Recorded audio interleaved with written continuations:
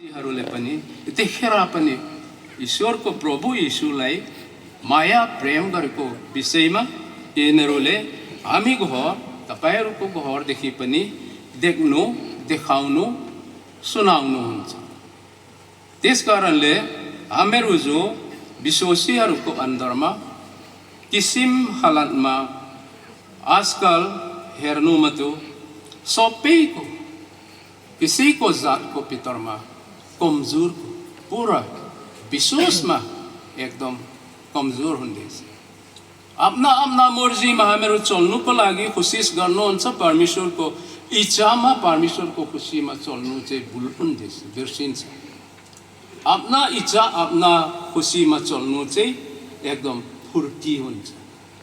और आफ्नाको भित्रमा आफ्नाको मण्डलीसँग और आफ्ना प्राइभेटको भित्रमा पनि शैतानलाई कस्तो आउँछ, यही परीक्षा कस्तो किसिममा आउँछ। बाघ खोजेस्तैमा एकदम आवाज गरेर हामीहरू टोक्नु आउँदैन, होइन भने जङ्गलको हरिण खोजेस्तैमा पुरा सिङ बोएर पनि आउँदैन।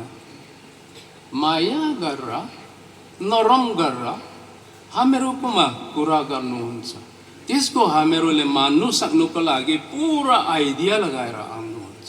त्यसमा हामीहरू खरा हुनु सक्छ कि सक्दैन त्यसको कसैले अगाडि थाहा हुँदैन।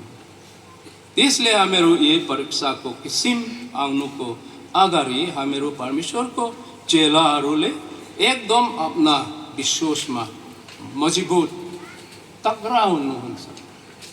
त्यसले हाम्रो वचनले बोल्नु हुँदैछ, हाङतैन पंगामुई एकदम कहीँमा पनि अहिले किसिम हामीहरू देश इन्डियाको भित्रमा पनि किसिमको नन क्रिस्चियन और क्रिस्चियनको बिचमा किसिमको हालत हुँदैछ। त्यसको विषयमा पनि हाम्रो कमजोर हुन सक्छ।